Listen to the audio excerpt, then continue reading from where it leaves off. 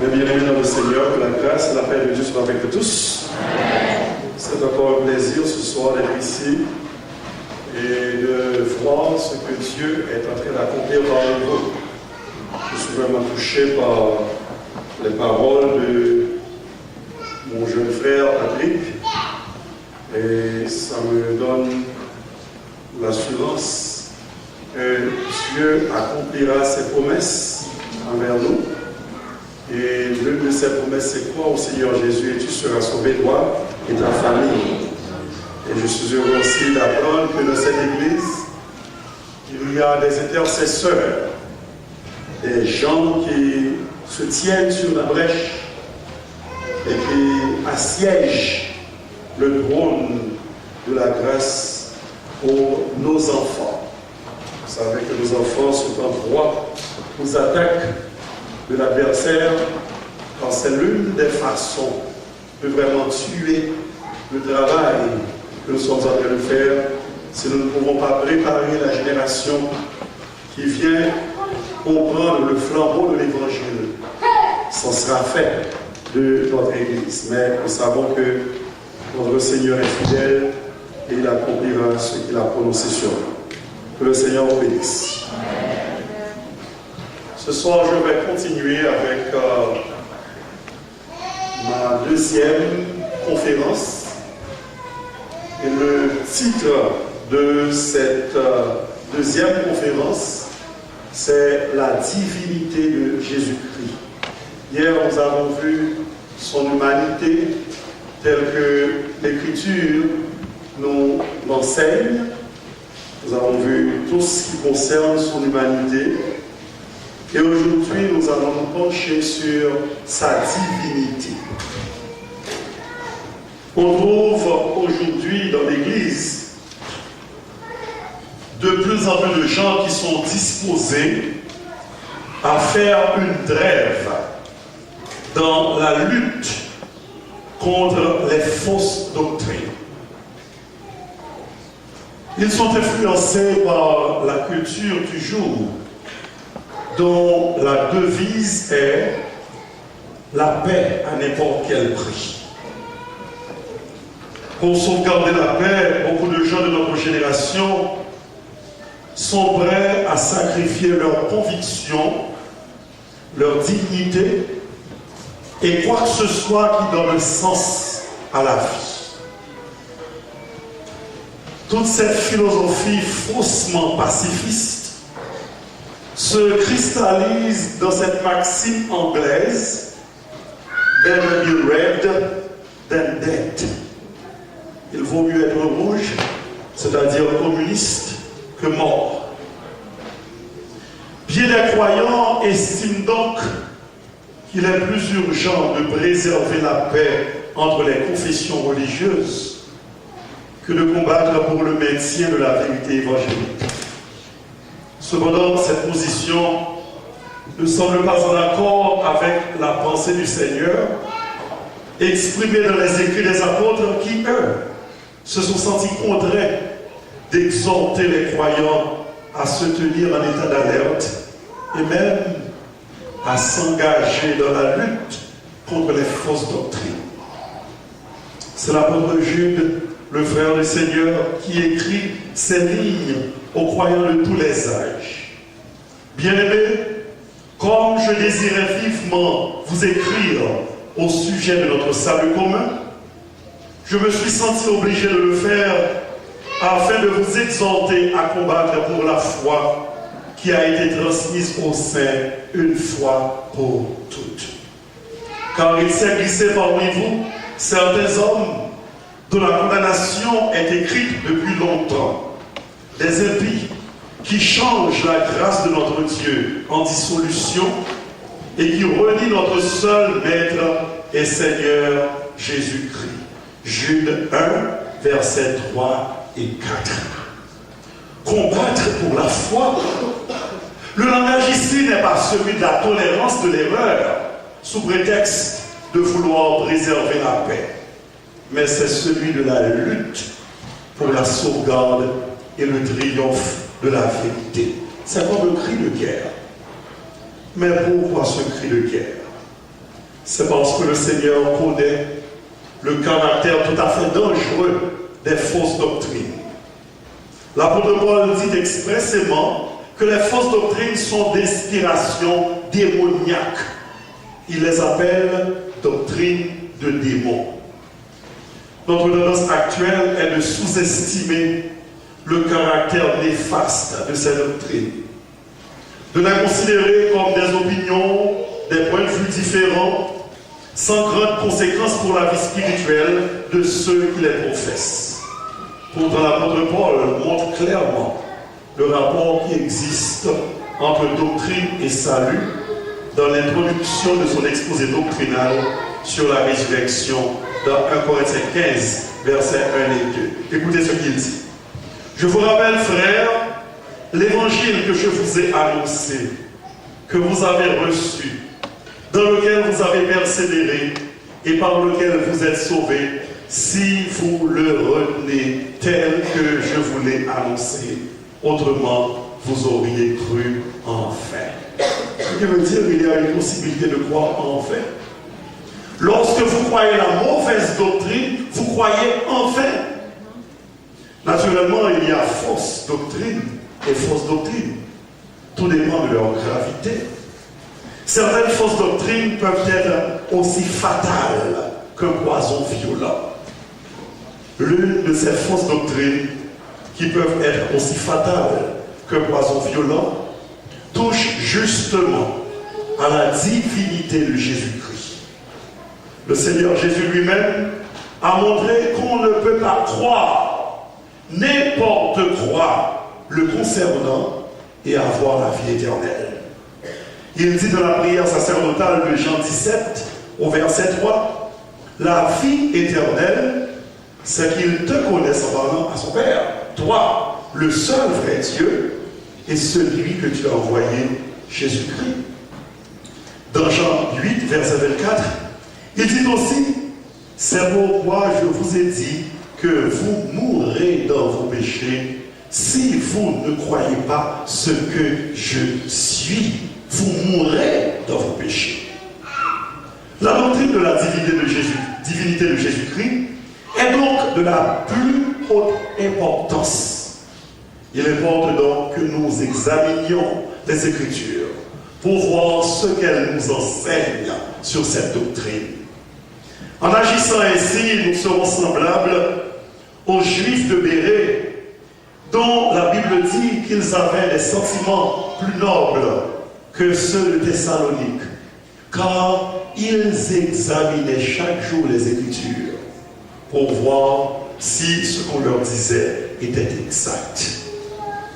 Voilà ce qui manque aujourd'hui à beaucoup de chrétiens qui se laissent entraîner vers les fausses doctrines. Ils ne se donnent pas la peine d'examiner les Écritures pour vérifier l'authenticité de l'enseignement qu'ils reçoivent. Nous allons donc pour notre part ce soir examiner, sonder les Écritures pour voir les témoignages qu'elles rendent à la divinité de Jésus-Christ.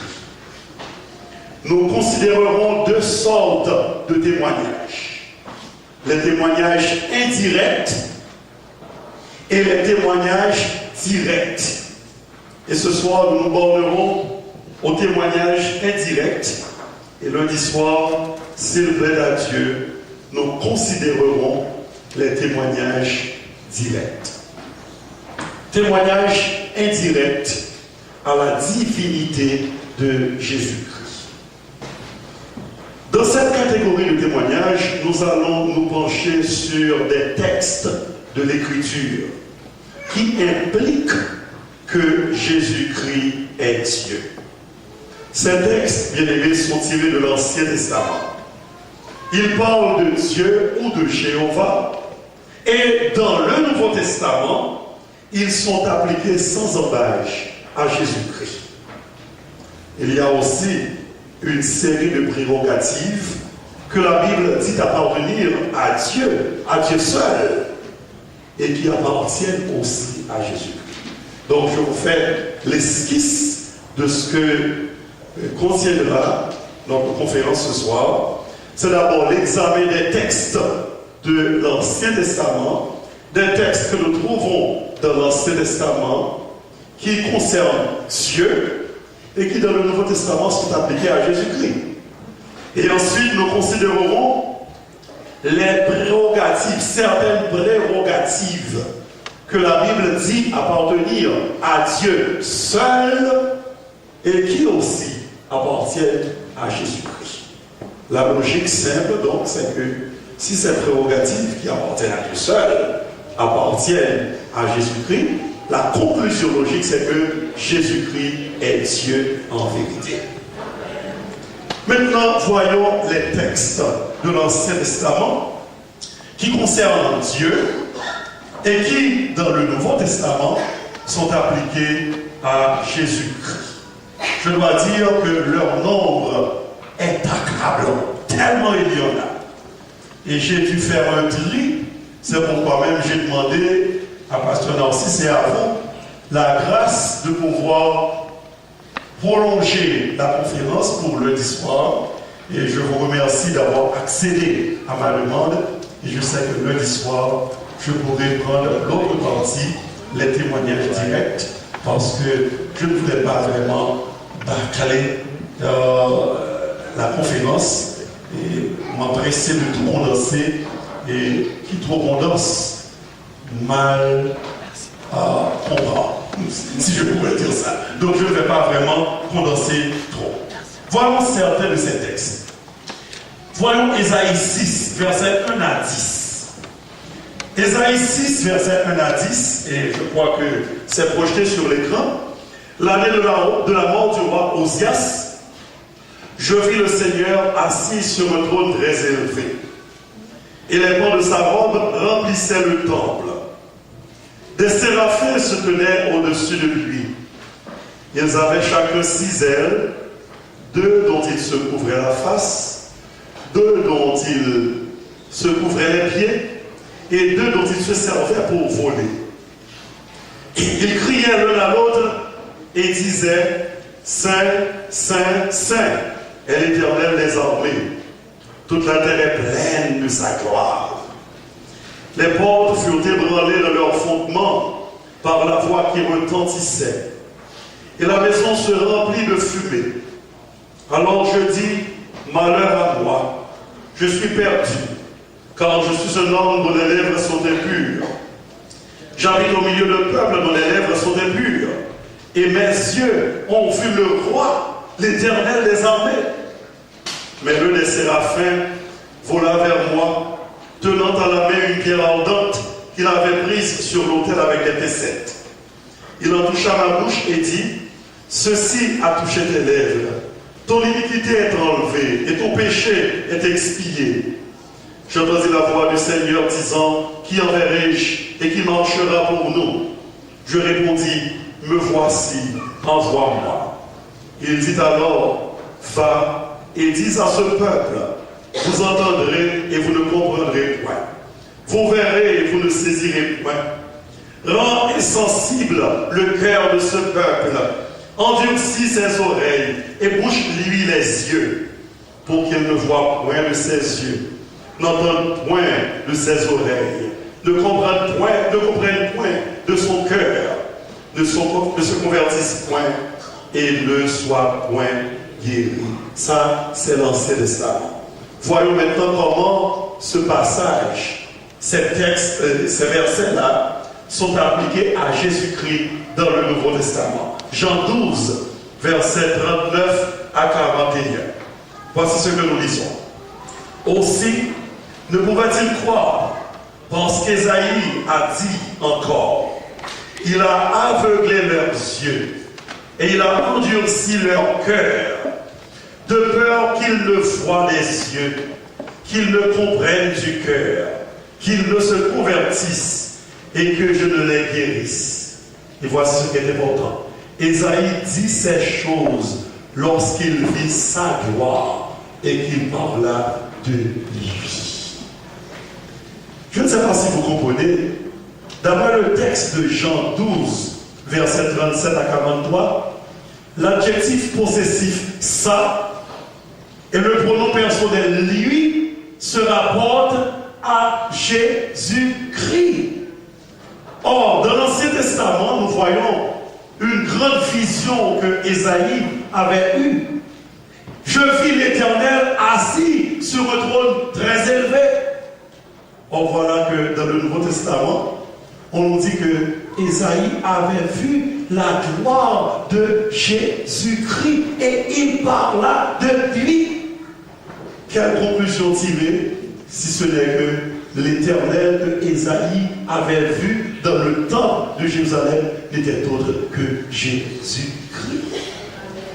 Et il dit, malheur à moi, car mes yeux ont vu le roi.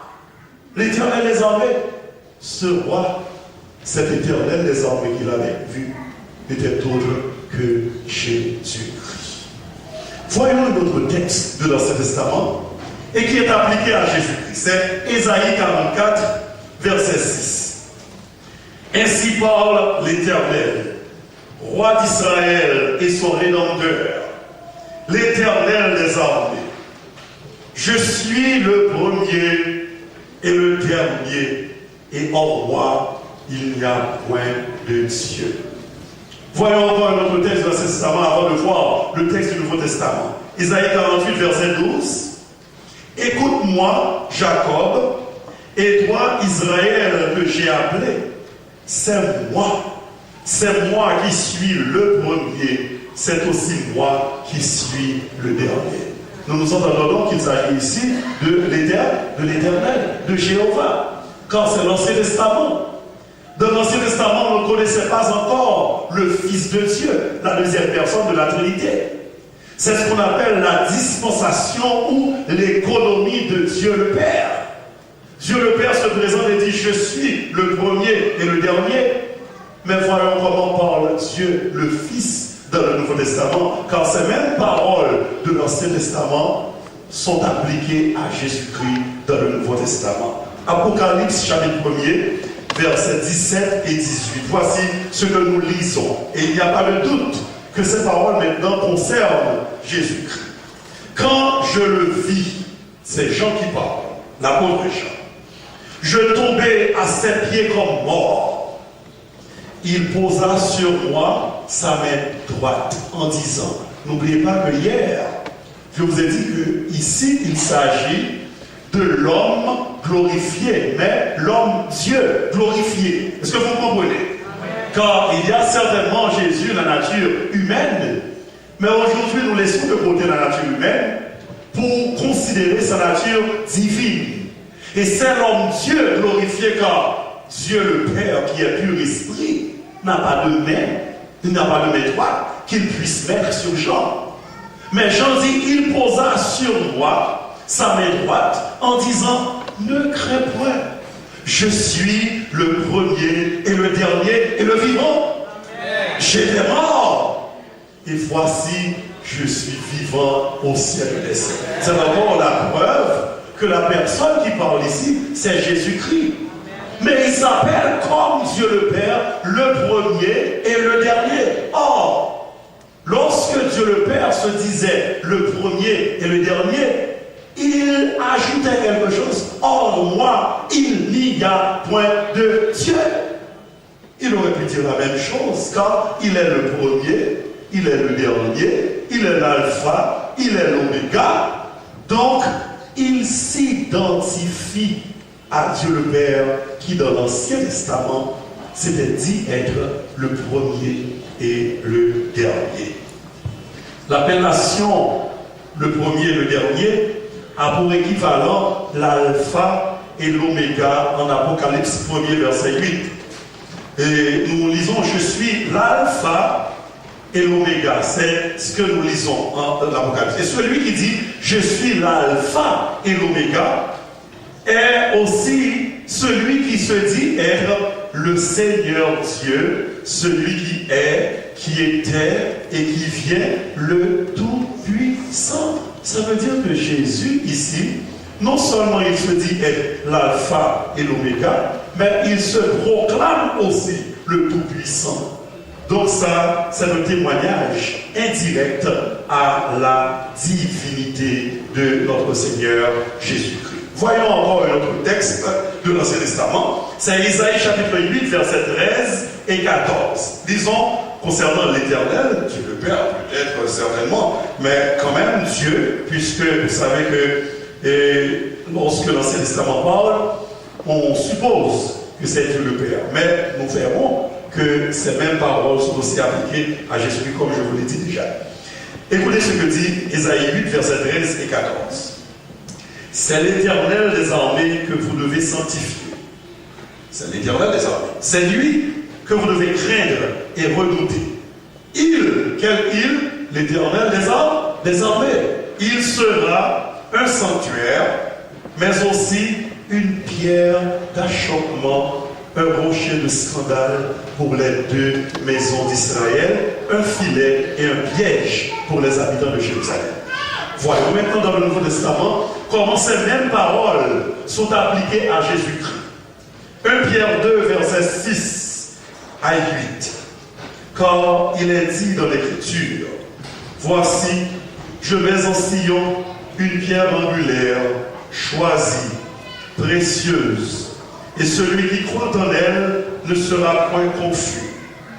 L'honneur est donc pour vous qui croyez, mais pour les incrédules, la pierre pour rejeter ceux qui bâtissaient est devenue la principale de l'angle et une pierre d'achoppement et un rocher de scandale. Ils s'y heurtent pour n'avoir pas cru à la parole et c'est à cela qu'ils sont destinés. La même expression qui est employée pour qualifier l'Éternel des armées, cette même expression est employée pour qualifier Jésus-Christ. Donc la conclusion, c'est que Jésus-Christ est Dieu. Voyons Acte 4, verset 12.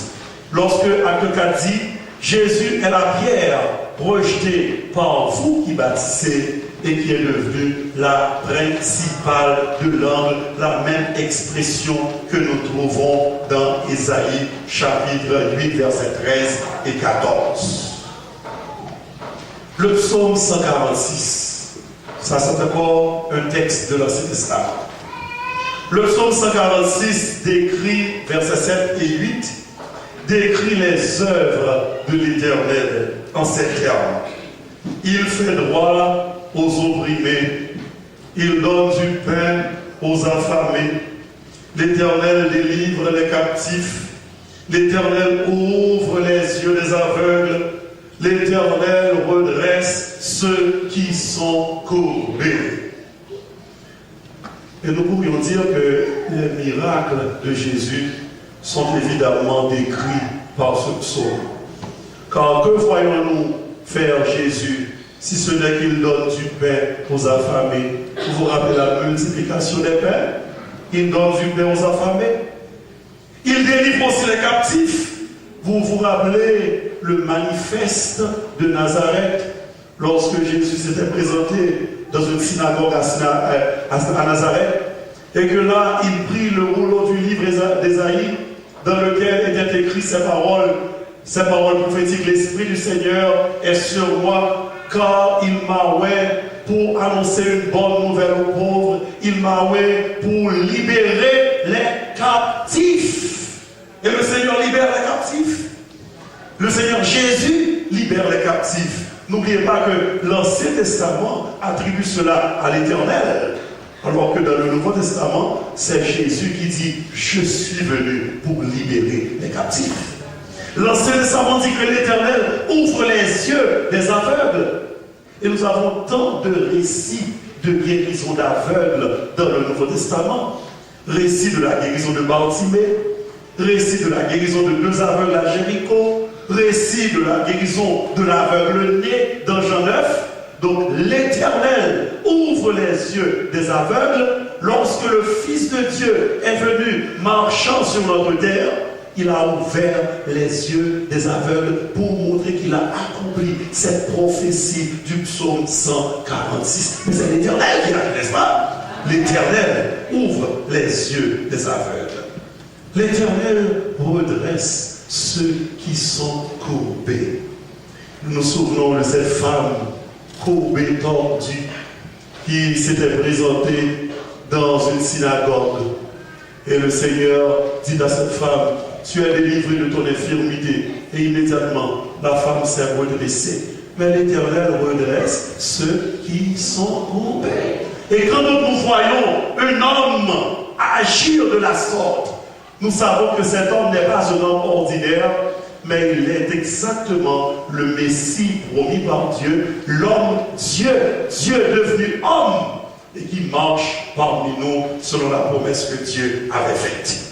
Nous avons aussi Ésaïe 60, verset 20. Ésaïe 60, verset 20 dit, ton soleil ne se couchera plus, et ta lune ne s'obscurcira plus, car l'Éternel sera ta lumière à toujours, et les jours de ton deuil seront passés.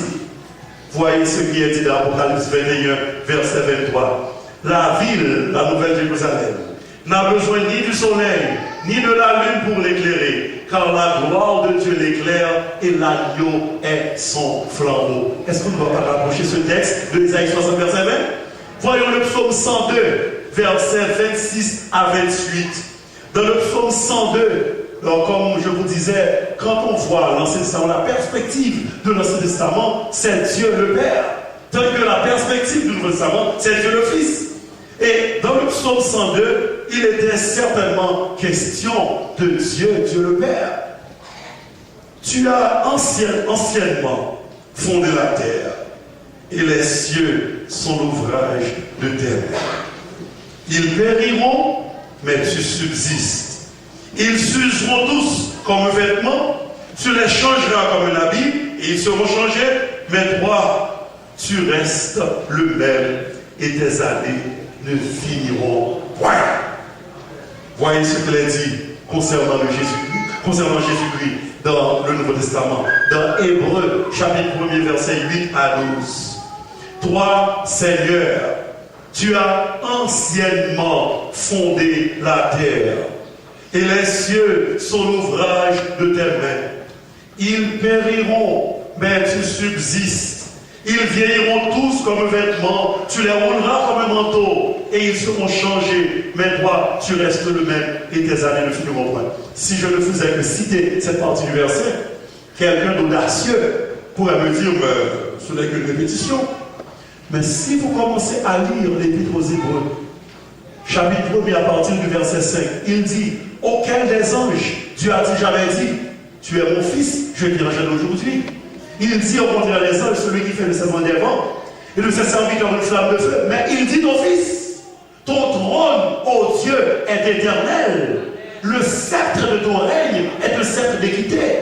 Tu as aimé la justice et tu as haï l'iniquité. C'est pourquoi, ô Dieu, ton Dieu t'a oint d'une huile de joie par privilège sur tes collègues. Et il dit encore, toi, Seigneur, tu as anciennement fondé les cieux et la terre et l'ouvrage de tes mains. Donc, il faut prendre ce passage que je vais vous lire dans son contexte général de Dieu qui parlait à son Fils Jésus-Christ et qui lui dit, toi, Seigneur, tu as anciennement fondé la terre. Et entre parenthèses, ce n'est pas ici dans les notes, mais Jésus-Christ avait tiré de ce psaume-là qui parlait de lui un argument pour se dire le Seigneur de David. C'est lorsqu'il posa aux scribes cette question, de qui le Christ est-il fils? Il répondit, de David. Il dit, mais comment est-il fils de David quand David lui-même dit, le Seigneur dit à mon Seigneur, assieds-toi à ma droite jusqu'à ce que je fasse de tes ennemis ton marche-pied. Comment est-il encore le fils de David s'il est le Seigneur de David? Donc, en disant toi, Seigneur, Dieu qui parle à son fils, Jésus-Christ, toi, Seigneur, tu as anciennement fondé les cieux, fondé la terre, et les cieux sont l'ouvrage de tes mains. Voyons un autre texte encore de l'Ancien Testament. C'est Malachie, chapitre 3, verset 1er. Voici, j'enverrai mon messager. Il préparera le chemin devant qui? Moi. Qui est-ce qui parle ici? Dieu. N'est-ce pas? Est-ce que vous êtes avec moi? C'est Dieu qui parle. C'est l'Ancien Testament. Voici j'envoie mon messager. Il préparera le chemin devant moi. Et soudain entrera dans son temple le Seigneur que vous cherchez et le messager de l'alliance que vous désirez. Voici, il vient, dit l'Éternel des armées. Voyons maintenant comment ce verset est appliqué à Jésus-Christ. Luc 7, verset 27. C'est celui dont il est écrit, voici, j'envoie mon messager devant ta face pour préparer ton chemin devant toi. Il y a quelque chose d'apparemment déconcertant ici. Dans l'Ancien Testament, il est question de moi. Dans le Nouveau Testament, il est question de toi. Et quelqu'un pourrait dire, moi, je ne comprends rien à cela. Je dois vous dire que vous devez appliquer votre intelligence à comprendre la parole de Dieu. Autrement, les faux docteurs vont vraiment vous emporter comme de la paille. Comment est-ce que dans l'Ancien Testament, nous pouvons lire, voici j'envoie mon messager qui préparera le chemin devant moi. Et dans le Nouveau Testament, nous lisons, voici j'envoie mon messager qui préparera ton chemin devant toi. Pourquoi ce changement du moi au toi? Je dois vous dire que entre les personnes de la Trinité, l'unité est telle que parfois une première personne peut devenir une troisième personne et une troisième personne peut devenir une deuxième personne. Un exemple. C'est ce texte de l'Ancien Testament. Lorsque Dieu dit, et ils tourneront les regards, écoutez, vers moi, celui qu'ils ont bercé. Ce n'est pas français, vous savez ça? Ce n'est pas français. Il y a des choses dans la Bible qui dépassent les catégories de la langue. Par exemple, qui enverrai-je et qui marchera pour nous? Un moi, un nous. Ils tourneront les regards vers moi, celui est le pronom de la troisième personne, et moi est le pronom de la première personne. Mais quand Dieu et Jésus-Christ agissent, ne savez-vous pas qu'il a dit, ne savez-vous pas que le Père est en moi et que je suis dans le Père? Le Père peut parler du Fils à la première ou à la deuxième personne, car moi et le Père, nous sommes un. Nous sommes un. Moi et le Père, nous sommes un. Donc, à Jésus-Christ est appliquée cette parole. J'enverrai mon messager devant ta face. Et c'est l'Éternel, Dieu le Père qui parlait. Et vous savez quel messager il était? C'était Jean-Baptiste. Jean-Baptiste est venu pour préparer le chemin devant la face du Seigneur. Et ce Seigneur n'était autre que Jésus-Christ. Psaume 24. Lisons quelque chose dans le psaume 24. Et il y a un titre qui est donné à l'Éternel, qui est donné aussi à Jésus-Christ dans le Nouveau Testament. Voyons le psaume 24, verset 7 et le verset 10. Porte, élevez vos linteaux, élevez-vous, portes éternelles, que le roi de gloire fasse son entrée. Qui est ce roi de gloire? L'Éternel, fort et puissant. L'Éternel, puissant dans les combats. Porte, élevez vos linteaux, élevez-vous, portes éternelles, que le roi de gloire fasse son entrée. Qui donc est ce roi de gloire? L'Éternel des armées. Voilà le roi de gloire. Écoutez, l'expression c'est quoi? C'est roi de gloire. Mais voyons comment une expression similaire est appliquée à Jésus-Christ dans le Nouveau Testament. 1 Corinthiens 2, verset 8. Jésus, dans ce texte, 1 Corinthiens 2, verset 8, Jésus est identifié à ce roi de gloire.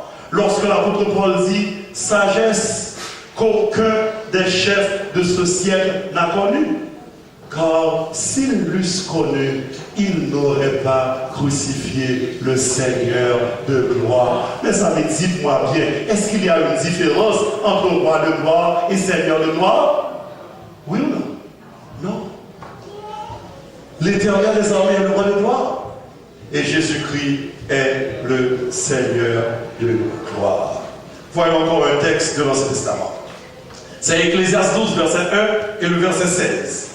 Le verset 1 dit, sache que pour tout cela, Dieu t'appellera en jugement. D'après l'Ecclésiaste, qui fera le jugement? Qui présidera au jugement de l'humanité? C'est Dieu. Voyons Jean 5, 22, pour voir ce que Jean 5, 22 et 2 Timothée 4, verset 1 dit. Le Père ne juge personne, mais il a remis tout jugement au Fils. Et 2 Timothée 4, 1 dit, je te conjure devant Dieu et devant Jésus-Christ qui doit juger les vivants et les morts. Tandis que l'Ancien Testament dit que Dieu jugera les hommes. Le Nouveau Testament dit, eh bien, le Dieu qui jugera les hommes n'est autre que Jésus-Christ, car le Père, lui, il ne juge personne, mais il a remis tout jugement au Fils. Est-ce que vous comprenez, bien-aimés? Le dernier texte que je vais comparer. Isaïe 45, verset 23, que je comparerai avec Philippiens 2, verset 10. Je le jure par moi-même, Isaïe 43, 23. La vérité sort de ma bouche, et ma parole ne sera point révoquée. Tout genou fléchira devant moi, toute langue jurera par le roi. Et que nous dit Philippiens, chapitre 2, verset 10, afin qu'au nom de Jésus, tout genou fléchisse dans les cieux, sur la terre et sous la terre. Donc, à comparer ces textes, nous découvrons que les déclarations qui ont été faites concernant l'Éternel dans l'Ancien Testament sont appliquées sans embâche à Jésus-Christ dans le Nouveau Testament. Et la seule conclusion logique que nous puissions faire, c'est que Jésus-Christ est Dieu en vérité. Maintenant, nous allons voir les prérogatives que la Bible dit appartenir à Dieu seul et qui appartiennent aussi à Jésus-Christ. Nous savons que personne ne va nier le fait que Dieu est créateur. Dieu seul est créateur. Et ce premier privilège, cette première prérogative que nous allons voir, c'est la création. Dieu seul est créateur dans le sens biblique du mot. Si vous entendez dire de quelqu'un, oh, ce monsieur-là a créé l'électricité, c'est une façon de parler. Personne ne peut créer quoi que ce soit. Parce que le mot créer veut dire en réalité créer à partir de rien. Lorsque vous voyez le menuisier créer et faire un banc, mais la matière première lui a été fournie par la nature. Il s'en est allé dans la forêt, il a coupé le bois, il a travaillé le bois et il en a fait un banc sur lequel vous pouvez vous asseoir. Il est vrai même que l'homme a inventé l'avion, mais l'avion, vous savez, le mot avion, ça vient du mot latin avis, qui signifie oiseau. C'est à partir de l'observation du vol des oiseaux que l'homme a pu concevoir l'idée de faire un avion. Et c'est pourquoi chez nous en Haïti, on appelle l'avion ce gros oiseau de fer.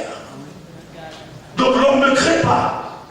L'homme ne fait que trouver dans la nature les modèles dont il se sert pour créer des choses. Et à partir de ce moment, le seul vrai créateur est Dieu. Dieu seul est créateur.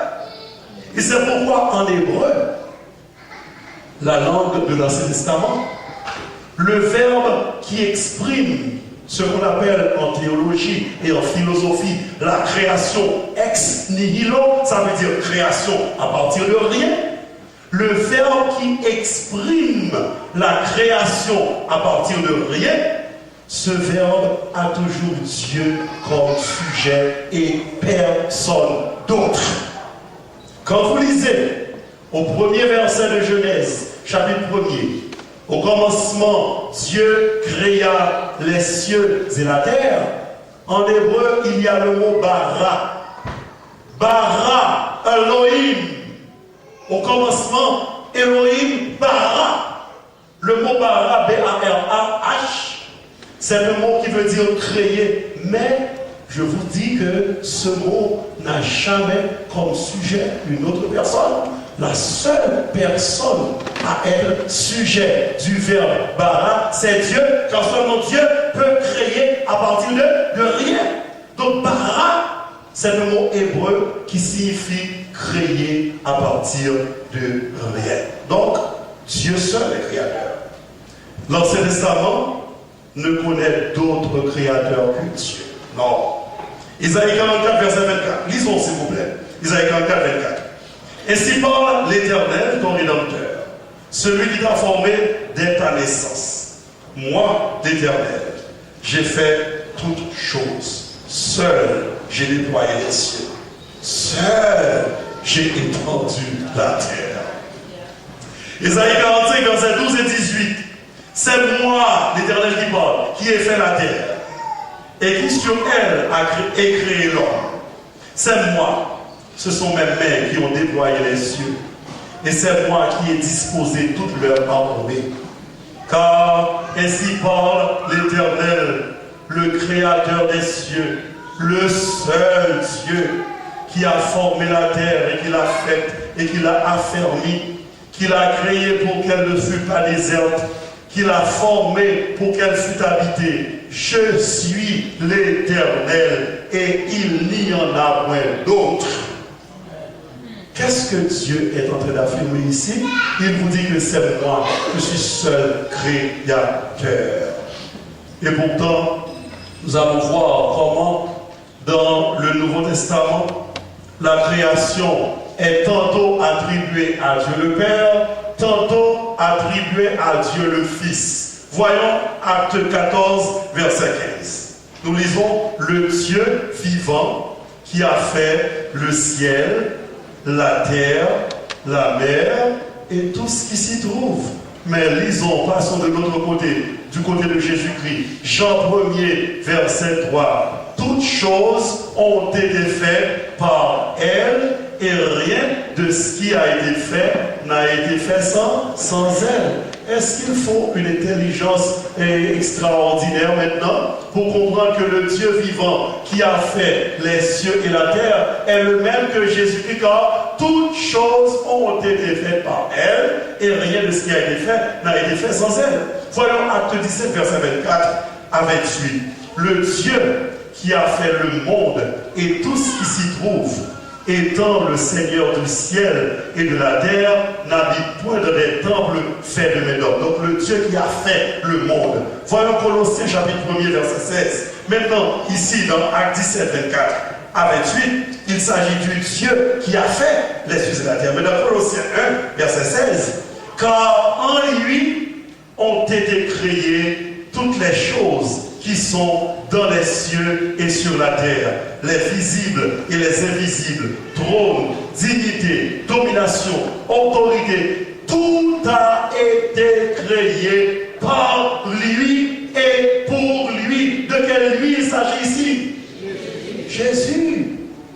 Mais s'il est créateur de toutes choses, alors que l'Éternel vient de dire, moi seul, j'ai déployé les cieux, j'ai créé la terre, il faut donc comprendre qu'il est dans une étroite unité avec ce Dieu qui a déclaré que seul j'ai déployé les cieux. Et donc la conséquence logique, c'est que lui aussi, il est Dieu au même titre que le Père. Vous comprenez, bien-aimés? Oh, il paraît que non. Il paraît que non. Éphésiens 3, verset 9. Naturellement, ce que je fais là, c'est de la Bible que je le tire. Et je voudrais que vous prêtiez attention. Éphésiens 3, verset 9. Nous lisons Dieu qui a créé toutes choses. Hébreux 1, verset 10. Et encore, toi, Seigneur, tu as au commencement fondé la terre et les cieux sont l'ouvrage de tes mains. Donc, en conclusion, à partir de cette première prérogative qui s'appelle la création, c'est que Dieu le Père est déclaré être le créateur de toutes choses. Dieu le Fils, aussi Jésus-Christ, est déclaré le Créateur de toutes choses. La seule conclusion, c'est que puisque Dieu seul est Créateur, Jésus-Christ aussi, il est Dieu au même titre que le Père. Voyons maintenant l'adoration. L'adoration est une autre prérogative divine, oui ou non? Est-ce que nous sommes d'accord avec moi? Est-ce que nous pouvons adorer? Mais pas la seule des personnes qui viennent adorer. Je ne souhaite pas que personne vienne m'adorer. Parce qu'on n'adore que Dieu, n'est-ce pas? Dieu seul est digne d'adoration. L'adoration est le culte suprême rendu à Dieu seul. Et Jésus le rappela à Satan lorsque dans le désert, Satan, dans un moment de folie, dit à Jésus, tu vois tous les royaumes du monde et leur gloire, je te les donne si seulement tu te prosternes et m'adores. Je lui dis, arrière de moi, Satan, car il est écrit, tu adoreras le Seigneur, ton Dieu, et tu serviras lui seul. Ce qui veut dire que l'adoration est un privilège, est une prérogative divine, quelque chose qui est réservé à Dieu et à Dieu seul. Dans le Nouveau Testament, l'adoration qui est due à Dieu seul est aussi adressée à Jésus-Christ. Vous comprenez? Il paraît que c'est le point où je vous perds. Je viens de vous dire que l'adoration est quelque chose qui s'adresse à Dieu seul. Vous comprenez cela? Mais dans le Nouveau Testament, nous voyons l'adoration adressée à Jésus-Christ aussi. Et qu'est-ce que cela veut dire? Si ce n'est que Jésus-Christ est Dieu. Autrement, s'il recevait l'adoration, alors que l'adoration n'est due qu'à Dieu seul, il serait un démon. Car seuls les démons essaient d'attirer à eux l'adoration qui n'est due qu'à Dieu seul. Mais Christ, en tant que Dieu, reçoit l'adoration. Il accepte l'adoration. Ce qui prouve qu'il est Dieu. Il est Dieu en vérité. Il y a des textes qui nous montrent comment l'adoration est adressée à Christ. Et non seulement adressée, mais est reçue par lui.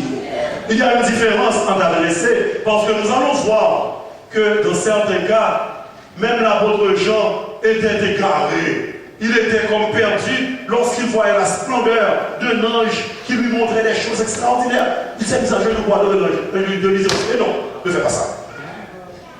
Donc, une adoration peut être adressée.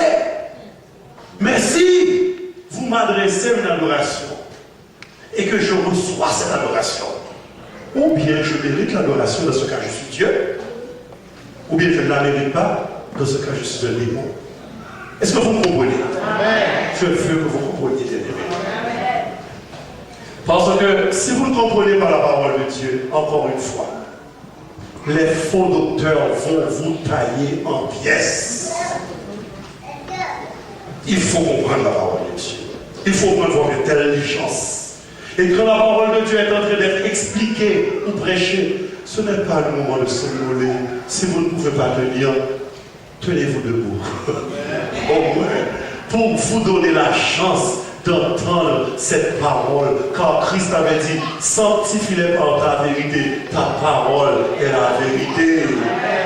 Ne laissez pas l'adversaire vous ravir le privilège d'entendre, de comprendre la parole de Dieu. Car c'est sur cette parole que vous devez vous tenir pour faire face à l'adversaire. C'est l'épée de l'esprit, la parole de Dieu.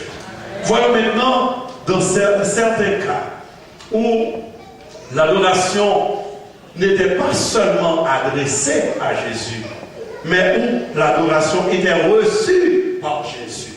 Voyons Matthieu 2, verset 11. Ils entrèrent dans la maison. virent le petit enfant avec Marie, sa mère. Il s'agit ici des mages, n'est-ce pas? Ils se prosternèrent et l'adorèrent. Vous voyez la précision de la parole de Dieu?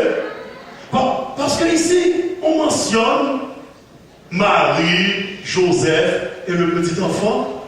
Mais quand il s'agit de l'adoration, tout à coup, Marie et Joseph s'effacent. Ils se prosternèrent, les mages, et l'adorèrent. Si vous avez une Bible anglaise, you will see he worshipped. They worshipped him. Non pas Marie, non pas Joseph, mais ils adorèrent le petit enfant. Et adorer quelqu'un, mes amis, c'est lui adresser un culte suprême qui n'est dû qu'à Dieu seul. Luc 24, versets 51 et 52. Il s'agit ici de Jésus. Pendant qu'il les bénissait, pendant que Jésus les bénissait, c'est lors de son ascension, il se sépara d'eux et fut enlevé au ciel.